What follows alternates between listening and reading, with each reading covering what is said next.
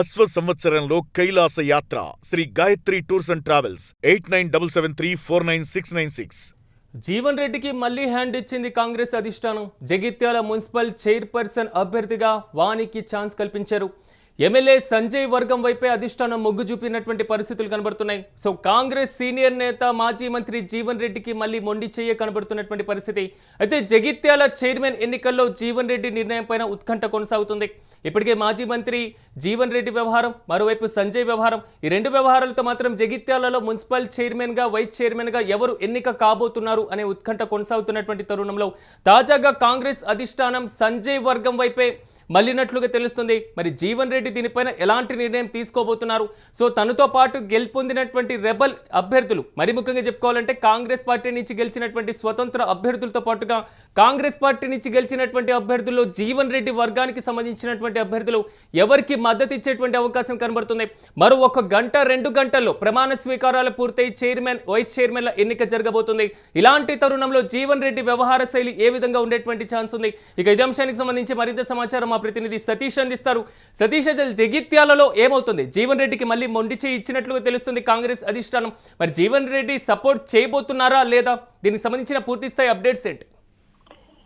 ముఖ్యంగా జగిత్యాలకు సంబంధించి పెద్ద ఎత్తున గత మున్సిపల్ ఎన్నికల ముందు, మున్సిపల్ ఎన్నికల తర్వాత కూడా అయితే ముఖ్యంగా జీవన్ రెడ్డి అనుచరులు కాంగ్రెస్ పార్టీలో కొంతమంది గెలిచారు. ఇండిపెండెంట్ మంది కూడా దాదాపు 14 మంది ఇండిపెండెంట్ అభ్యర్థులు గెలిచారు. సో మొత్తం కూడా దాదాపు 25 మంది మెజార్టీ జీవన్ రెడ్డికి ఉంది. సో దాంతో పాటు కాంగ్రెస్ లో గెలిచినటువంటి వాళ్ళు కూడా ఒక 20 పైన ఉన్నారు. సో ఇదంతా కూడా పెద్ద పరిణామం చోటు చేసుకుంది. కాంగ్రెస్ పార్టీలోనే 2 వర్గాలుగా విడిపోయి సో మేయర్ ఏదైతే ఈ స్పీకర్ పదవి ఏదైతే ఉందో, సో దీనికి సంబంధించి చైర్పర్సన్ కు సంబంధించి ఈ చైర్మన్ పదవి దక్కించుకోవడానికి ఇద్దరు కూడా, అటు ఎమ్మెల్యేగా ఉన్నటువంటి సంజయ్ గాని, ఇటు మాజీ ఎమ్మెల్యేగా ఉన్నటువంటి ఈయన గాని ఇద్దరు కూడా పోటీ పడతా ఉన్నారు.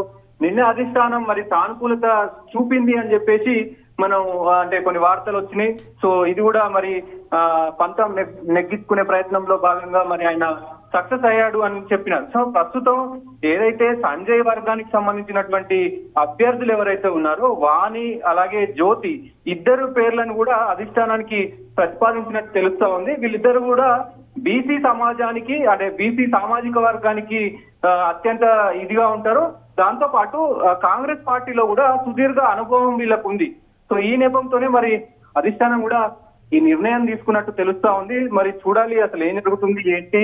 ఇటు సంజయ్ వర్గానికి చెందినటువంటి కౌన్సిలర్లు కూడా మరి మెజార్టీ స్థానాల్లో విజయం సాధించారు. అటు జీవన్ రెడ్డి వాళ్ళకి సంబంధించిన వాళ్ళు కూడా పెద్ద ఎత్తున మరి దీనిపైన ఇరువురు నేతలు అంటే జీవన్ రెడ్డితో పాటుగా సంజయ్ ఇద్దరు కూడా నిన్న అధిష్టానానికి సంబంధించి ఏ నిర్ణయం తీసుకున్నా మేము కట్టుబడి ఉంటాం, అధిష్టాన నిర్ణయమే మాకు శిరోధార్యం అనేటువంటి మాటలు కూడా చెప్పడం జరిగింది. సో బట్టీతో కూడా భేటీ అయ్యారు జీవన్ రెడ్డి.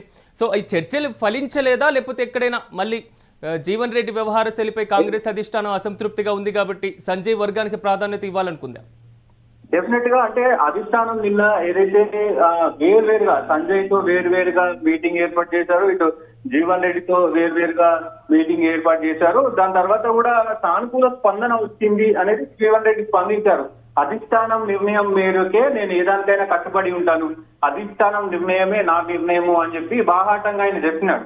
కానీ ముఖ్యంగా ప్రస్తుతం ఉన్నటువంటి సిచ్యువేషన్ లో మరి ఏం జరుగుతుంది ఏంటి అనే దానిపైన కూడా ఉత్కంఠ నెలకొంది. ఇది అంటే షీల్డ్ కవర్ లో ఏదైతే ఆ ప్రమాణ స్వీకార టైంలో తప్ప ముందుగా ఎవరు అనేది చెప్పకపోవడం ఇక్కడ చర్చనీయాంశంగా మారింది.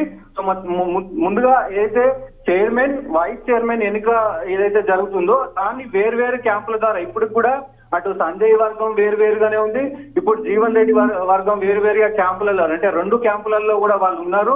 సో ఇక్కడ ముఖ్యంగా ఆ షీల్డ్ కవర్ ఓపెన్ చేస్తే ఎవరి పేరు ఉంటుంది అనేది ముఖ్యంగా ఇక్కడ చర్చనీయాంశంగా మారింది. మరి కాంగ్రెస్ పార్టీకి సంబంధించి ఇటు సంజయ్ వర్గానికి దాదాపు 23 మంది ఉన్నారు, ఇటు జీవన్ రెడ్డి వర్గానికి కూడా సేమ్ అంతే మంది ఉన్నట్టు కనబడుతా ఉంది. సో మరి ఎవరికి ముందు ముఖ్యంగా ఇక్కడ సంజయ్ వర్గానికి సంబంధించినటువంటి ఎవరైతే వీళ్ళిద్దరు వాణి గాని జ్యోతి గాని కాంగ్రెస్ పార్టీతో చాలా సంబంధాలు ఉన్నాయి వీళ్ళకి. కాంగ్రెస్ బీసీ వర్గానికి బీసీ సామాజిక వర్గానికి చెందిన వారు. సో ఆ కన్సర్న్ బీసీలకి పెద్దపీట వేస్తారు కాబట్టి సో ఆ కన్సర్న్ ఉంటది. మరి సో మన అధిష్టాన నిర్ణయం ఏం తీసుకోబోతుంది అనేది ఒకవైపు చర్చనీయాంశంగా మారింది. వీళ్ళకు చైర్మన్ అలాగే వైస్ చైర్మన్ పదవి వీళ్ళిద్దరికి ఇవ్వబోతున్నారు అంటూ కూడా కొన్ని వార్తలు వస్తున్న పరిస్థితులు కనబడతా ఉన్నాయి. సో మరి చూడాలి జీవన్ రెడ్డికి మరి మళ్ళొకసారి సతీష్, ఒకవేళ జీవన్ రెడ్డికి అనుకూలమైనటువంటి వర్గం కానివ్వండి లేదా ఇద్దరికి ఆమోదయోగ్యమైనటువంటి వారిని చైర్మన్ వైస్ చైర్మన్ చేసేటువంటి ఆలోచన ఉంటే నిన్న చర్చల తర్వాత రెండు కూడా క్యాంపులు మళ్ళీ నిర్వహించాల్సినటువంటి అవసరం ఉండేది కాదు కదా. కానీ ఇంకా క్యాంపుల్ని నిర్వహిస్తున్నారు అంటే ఖచ్చితంగా మాత్రం ఉత్కంఠ కొనసాగుతున్నటువంటి పరిస్థితులే ఉన్నాయి. ఇలాంటి నేపథ్యంలో ఎక్కడ జీవన్ రెడ్డి ఆయనతో పాటుగా ఆయన వర్గం బయటికి వెళ్ళిపోకుండా లేకపోతే ప్రతికూలమైనటువంటి పరిస్థితులు తీసుకురాకుండా అధిష్టానం ఎలాంటి నిర్ణయం తీసుకుంది? ఎవరినైనా పరిశీలకుల్ని నియమించేటువంటి ఆలోచన ఉందా? డెఫినెట్ గా అంటే సానుకూలంగా స్పందించినప్పటికీ ఇటు సంజయ్ వర్గానికైనా జీవన్ రెడ్డి వర్గానికైనా సానుకూలంగా స్పందించినప్పటికీ కూడా ఇక్కడ పేర్లు అనేది రివీల్ చేయట్లేదు. ఆ ఫీల్డ్ కవర్ లో ఏదైతే మనకి ఏఐసిసి నుంచి కొన్ని పేర్లు వస్తా ఉంటాయి, అంటే మంత్రులకు సంబంధించి కానీ అంటే కొత్తగా ఎవరైనా ఎన్నికైనప్పుడు ఏఐసిసి నుంచి డైరెక్ట్ గా ఆ ఫీల్డ్ కవర్ లో వీళ్ళ పేర్లు వస్తా ఉంటే అవి అఫీషియల్ గా వాళ్ళు తర్వాత రిలీజ్ చేస్తా ఉంటారు. సో దాంట్లో విధంగానే ఇప్పుడు కూడా అసలు ఎవరు ఎన్నికవుతారు ఏంటి అనేది కూడా ఒక చర్చనీయాంశం అయింది. ఆ ఫీల్డ్ కవర్లు ఓపెన్ చేసి చూస్తే తప్ప అక్కడ ఎవరి పేరు ఉంటుందో అని తెలియని పరిస్థితి ఉంది. అటు సంజయ్ వర్గానికైనా అదే పరిస్థితి ఉంది, ఇక జీవన్ రెడ్డి వర్గానికైనా అదే పరిస్థితి ఉంది. కాబట్టి సో ప్రస్తుతం వాళ్ళ ఊహాగానాలకి వాళ్లకు సన్నిహితులతో అటు కాంగ్రెస్ సన్నిహితులతో మాట్లాడితే కనుక సో ఏదైతే బీసీ వర్గానికి కొంత పెద్దపీట వేసింది కాంగ్రెస్ పార్టీ కాబట్టి సో మరి ఏదైతే ఈ సంజయ్ వర్గానికి సంబంధించినటువంటి వాణి గాని జ్యోతికి గాని సో చైర్మన్ లేదా వైస్ చైర్మన్ ఇచ్చే అవకాశాలు ఉన్నట్టు మరి ప్రస్తుతం రాజకీయ వర్గాల్లో చర్చనీయాంశంగా మారింది. మరి చూడాలి, ఇంకొక గంట సమయమే ఉంది. ఈ గంట సమయంలో ప్రమాణ స్వీకారాలు ఉండబోతున్నాయి. మొత్తం ఎవరికి వారు క్యాంపులలో కూడా చాలా సందిగ్ధంగా ఉన్నారు. అంటే కొంతమంది క్యాంపు కార్యాలయం నుంచి అటు ప్రమాణ స్వీకారానికి వెళ్తున్న సమయంలో కూడా అక్కడక్కడ అడ్డుకొని దాడులు చేస్తా ఉన్న పరిస్థితులు కనబడతా ఉన్నాయి. మరి చూడాలి ఏం జరుగుతుందో ఏంటో. ఒక గంటలో మొత్తం కూడా తెలిపోయే అవకాశం అయితే ఉంటుంది. Yes right Satish, thank you.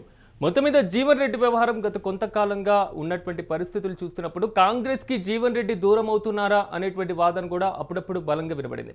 కానీ ఇలాంటి సందర్భంలో మున్సిపల్ ఎన్నికల వేదికగా సో మరి ముఖ్యంగా జీవన్ రెడ్డి పోషించినటువంటి పాత్ర కానివ్వండి, కాంగ్రెస్ రెబల్స్గా ఉన్నటువంటి వారికి టికెట్లు ఇచ్చేటువంటి వ్యవహారంలో కానివ్వండి, స్వతంత్ర అభ్యర్థులను తాను బలపరిచినటువంటి అభ్యర్థులను గెలిపించుకునేటువంటి వ్యవహారంలో జీవన్ రెడ్డి సక్సెస్ అయ్యారు. కానీ ఇక్కడే ఉంది అసలు ట్విస్ట్.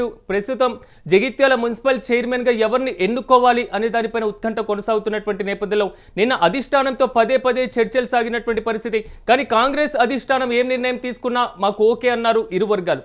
కానీ తాజాగా వస్తున్నటువంటి కొంత సమాచారం ప్రకారం జగిత్యాల మున్సిపల్ చైర్మన్ అభ్యర్థిగా వానికి ఛాన్స్ ఇచ్చేటువంటి అవకాశం ఉన్నట్లుగా తెలుస్తుంది. కానీ వాణి మాత్రం ఎమ్మెల్యే సంజయ్ సంబంధించినటువంటి వర్గం వైపు ఉన్నారు. అంటే ఎమ్మెల్యే సంజయ్ వైపే మాత్రం మొగ్గు చూపుతుంది కాంగ్రెస్ అధిష్టానం. కాంగ్రెస్ సీనియర్ నేత మాజీ మంత్రి జీవన్ రెడ్డికి మళ్ళీ మొండి చేయి చూపించేటువంటి అవకాశాలు అయితే చాలా స్పష్టంగా కనబడుతున్నాయి.